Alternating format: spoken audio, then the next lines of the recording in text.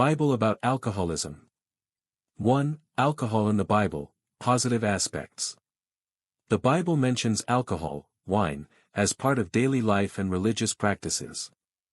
In some cases, wine is seen as a blessing or gift from God. Wine is a symbol of joy and blessing. Come, buy wine and milk without money and without cost, Isaiah 55 verse 1. Here, wine symbolizes spiritual renewal and the joy that God gives to people. He gave them a land flowing with milk and honey, and filled them with silver and gold. They ate, were satisfied, and grew fat, Deuteronomy 32 verse 14. Wine used in religious rituals. Jesus turned water into wine at the wedding in Cana of Galilee, John 2 verses 1 to 11. This miracle highlights participation in joyful events and moderate use of wine.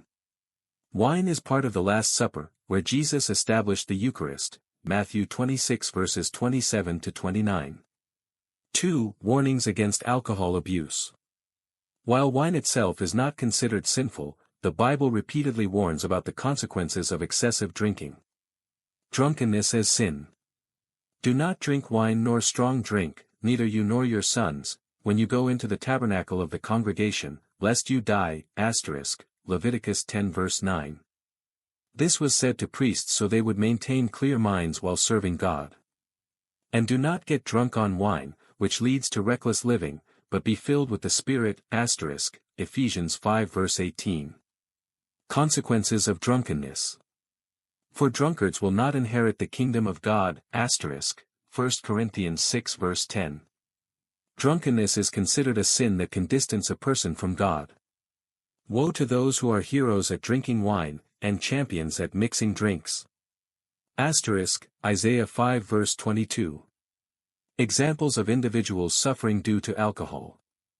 Noah, after the flood, got drunk on wine and disgraced himself before his sons, Genesis 9 verses 20 to 27. Lot, while drunk, sinned with his daughters, Genesis 19 verses 30 to 38. 3. Moderation and abstinence.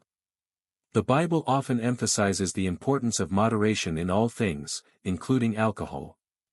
Moderation as a virtue.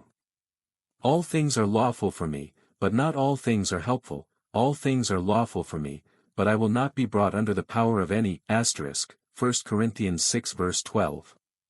This means that even if something isn't forbidden, it doesn't mean it's beneficial or wise. Let us not spend our time in orgies and drunkenness, in sexual immorality and debauchery, in dissension and jealousy, Romans 13 verse 13. Abstinence for spiritual growth. Abstain from fleshly lusts, which wage war against the soul, 1 Peter 2 verse 11. For many believers, abstaining from alcohol becomes a choice for spiritual focus. 4. Modern application of biblical principles. Today, many Christians interpret these texts differently. Moderate consumption. Some believe that moderate alcohol consumption is acceptable if it doesn't lead to addiction or violate moral principles. Complete abstinence. Others, especially in certain denominations, e.g., Baptists, Adventists, practice complete abstinence from alcohol, following the principles of godliness and caring for their bodies as temples of God, 1 Corinthians 6 verses 19 to 20. Conclusion. The Bible does not condemn alcohol outright but clearly warns against its abuse. It emphasizes the importance of wise choices, moderation, and responsibility before God. Alcoholism, as a disease, destroys a person's life, relationships with others, and relationship with God. Therefore, the key principle is maintaining control over one's life through faith and adherence to biblical teachings. In the Bible, alcohol is viewed as a blessing if consumed in moderation, but its abuse is condemned as a sin leading to destruction.